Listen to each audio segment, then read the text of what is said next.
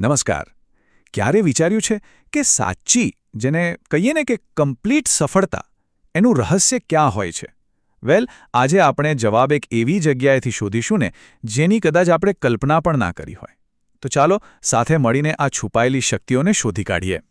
એક સવાલ છે, શું સફળતા એટલે ખાલી મેઇન વસ્તુઓ પર ફોકસ કરવું? જેમ કે પરીક્ષામાં ખાલી મોટા ચેપ્ટર કરી લીધા એટલે બસ? શું આપણે એવું જ નથી માનતા? જરા વિચારજો આના પર, કારણ કે આજે જે જવાબ મળવાનો છે ને એ આપણી આખી વિચારસરણી બદલી શકે છે. આ જે શ્લોક છે એ ભગવદ્ ગીતાના પહેલા અધ્યાયમાંથી છે. પણ સૌથી આશ્ચર્યની વાત ખબર છે શું છે? આ શબ્દો ખુદ દુર્યોધન બોલી રહ્યો છે. હા, એક વિલન, એક વિરોધી, પણ એ શક્તિનું એક એવું ગહન સત્ય સમજી રહ્યો છે જે આપણા બધા માટે, ખાસ કરીને આજના સમયમાં એક બહુ મોટો બોધપાઠ છે. તો ચાલો આના પહેલા ભાગમાં ઊંડા ઉતરીએ, સફળતાનું અસલી રહસ્ય, અને એ પણ એક વિલનના દૃષ્ટિકોણથી. જુઓ, દુર્યોધન અહીં ખાલી પાંડવ સેનાના યોદ્ધાઓના નામ નથી ગણાવી રહ્યો. ના, એ તો પોતાની સામે ઊભેલી સેનાની સાચી તાકાતનું, એની સ્ટ્રેન્થનું ઊંડાણપૂર્વક એનાલિસિસ કરી રહ્યો છે. એટલે જ દુર્યોધનનો જે ડર હતો ને એ ખાલી અર્જુન કે ભીમ જેવા મોટા મોટા નામોનો નહોતો. એનો અસલી ડર તો આખી ટીમ હતી. એક એવી ટીમ જે કુશળ હતી, એકજૂઠ હતી. અને બસ આ જ આજના વિશ્લેષણનો હાર્દ છે. અસલી તાકાત એક બે સુપરસ્ટારમાં નથી હોતી, પણ આખી ટીમની એકતા અને એના દરેક સભ્યની કાબેલિયતમાં હોય છે. ખબર છે, દુર્યોધન પાંડવ સેનાના દરેક મુખ્ય યોદ્ધા માટે એક બહુ જ પાવરફુલ શબ્દ વાપરે છે, મહારથી. આ શબ્દને બરાબર પકડી રાખજો, કારણ કે આજના આપણા આખા વિશ્લેષણનો આધાર આ જ શબ્દ છે. પણ આ મહારથી એટલે શું? ચલો સમજીએ. મહારથી એટલે એક એવું યોદ્ધા જે એકલો જ 10,000 યોદ્ધાઓ સામે લડી શકે. વિચારો તો ખરા, આ કોઈ સામાન્ય સૈનિકની વાત નથી.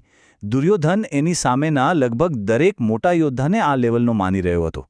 હવે સમજાયું કે એ કેમ આટલો ચિંતામાં હતો?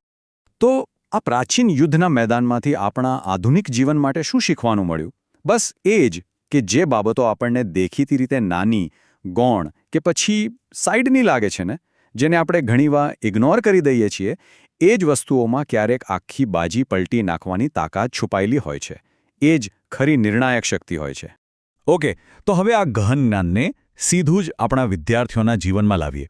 સ્ટુડન્ટ્સ માટે આ ગીતા જ્ઞાન કઈ રીતે કામ કરી શકે? ચાલો જોઈએ કે અભ્યાસમાં એવી કઈ નાની નાની બાબતો છે જે એક મહારથી જેટલી શક્તિશાળી હોય છે. અહીં જુઓ, 2 પ્રકારની તૈયારી છે. એક બાજુ છે માત્ર મુખ્ય થિયરી પર ફોકસ કરવું, જે તમને કદાચ પાસ કરાવી દે, સરેરાશ માર્ક્સ અપાવી દે. પણ બીજી બાજુ છે સર્વાંગી તૈયારી, એટલે કે દરેક નાની મોટી બાબત પર ધ્યાન આપવું. અને આ જ તૈયારી તમને સંપૂર્ણ સફળતા, ટોપ રિઝલ્ટ અપાવે છે. આને જ કહેવાય મહારથી એપ્રોચ. તો પછી સ્ટડીઝના મહારથીઓ છે કોણ? ચાલો જોઈએ. એ છે તમારી બનાવેલી નાની નાની નોટ્સ, જે છેલ્લી ઘડીના રિવિઝનમાં જાદુ કરે છે. એ છે પેલા ડાયાગ્રામ્સ, જે ગમે તેવા અઘરા કોન્સેપ્ટને એકદમ સહેલો બનાવી દે. પછી હેડિંગ્સ, જે આખા ચેપ્ટરનો રોડમેપ આપી દે. અને હા, પ્રેક્ટિકલ નોલેજ, જે પુસ્તકોની વાતોને રિયલ લાઈફ સાથે જોડે. અને નવી સ્કિલ્સ તો ખરી જ. આ બધા નાના લાગતા મહારથી જ ભેગા મળીને તમને એક્ઝામના યુદ્ધમાં જીત અપાવે છે. યાદ છે, શ્લોકમાં સૌભદ્ર એટલે કે અભિમન્યુનો પણ ઉલ્લેખ છે. નાની ઉંમરમાં ચક્રવ્યૂહ ભેદવાનું જ્ઞાન મેળવી લીધું હતું. એની પાસેથી શું શીખવાનું? એ જ કે સિલેબસ તો ઠીક છે, પણ એની બહાર પણ એક આખી દુનિયા છે. હંમેશા કંઈક નવું શીખવા માટે તૈયાર રહો. એ જ તમને બીજાઓથી અલગ પાડશે. ઓકે, સ્ટુડન્ટ્સની વાત થઈ. હવે આવીએ પેરેન્ટ્સ પર. વાલીઓ માટે આ શ્લોકમાંથી શું પ્રેરણા મળે? આ એક બહુ જ સુંદર ફોર્મ્યુલા છે. વાત એ છે કે બાળકની સફળતા ખાલી એના એકલા પર નિર્ભર નથી. એની આખી ટીમને પ્રોત્સાહન આપવું પડે છે. એની આખી ઇકોસિસ્ટમને નર્ચર કરવી પડે છે. 1 મિનિટ માટે આંખ બંધ કરીને વિચારો, આપણા બાળકની ટીમમાં કોણ કોણ છે? જ્યારે આપણે એની સફળતાની વાત કરીએ ત્યારે શું આપણે ખાલી એના રિપોર્ટ કાર્ડ પર જ ધ્યાન આપીએ છીએ, કે પછી એની આખી સપોર્ટ સિસ્ટમ પર પણ? કોણ છે એની ટીમ? જો બાળકની ટીમમાં એના ફ્રેન્ડ્સ છે, એના ટીચર્સ છે, પરિવારના લોકો તો છે જ, પણ એટલું જ નહીં, એની નાની નાની સફળતાઓ, ભલે ને એ ડ્રોઈંગ કોમ્પિટિશનમાં મળેલું એક નાનું સર્ટિફિકેટ કેમ ન હોય, એ પણ એની ટીમનો હિસ્સો છે. એના શોખ, એની રુચિઓ, આ બધા મહારથી ભેગા મળીને જ બાળકના આત્મવિશ્વાસ અને એના સર્વાંગી વિકાસનો મજબૂત પાયો નાખે છે. શ્લોકમાં દ્રૌપદેયાશ્ય એટલે કે દ્રૌપદીના પુત્રોનો ઉલ્લેખ છે. આ શું બતાવે છે? વારસો, સંસ્કાર અને સંસ્કાર આપવાની સૌથી સરળ રીત કઈ? બસ આ 2 સ્ટેપ. પહેલું, તમે જે કરો છો, અને બીજું, બસ એ જ તમારું બાળક શીખે છે. વાત એકદમ સિમ્પલ છે. બાળકો આપણા શબ્દોથી નહીં, આપણા કામથી શીખે છે. તો આજ પછી બાળક રમીને કે કોઈ કોમ્પિટિશનમાંથી પાછું આવે તો એને ખાલી એટલું ન પૂછો કે જીત્યો કે હાર્યો. એને એમ પૂછો, તમારી ટીમે સાથે મળીને કેવું રમ્યું. બસ આ એક સવાલ, આ એક નાનકડો બદલાવ બાળકમાં પરિણામ કરતા પ્રયત્ન અને ટીમવર્કનું મહત્વ સ્થાપિત કરી દેશે. ખેલદિલીના સંસ્કાર આપોઆપ આવી જશે. તો આપણે વિદ્યાર્થીઓ અને વાલીઓ બંને માટેની વાત કરી. હવે આ બંને રસ્તાઓને એક જગ્યાએ લાવીને આખા વિશ્લેષણનો સાર જોઈએ.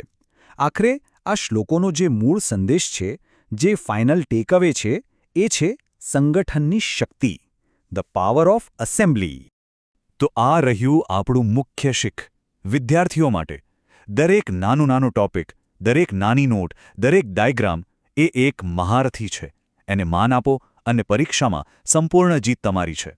અને વાલીઓ માટે બાળકની આખી ટીમ, એના મિત્રો, એના શોખ, એની નાની જીત, આ બધાને પ્રોત્સાહન આપો.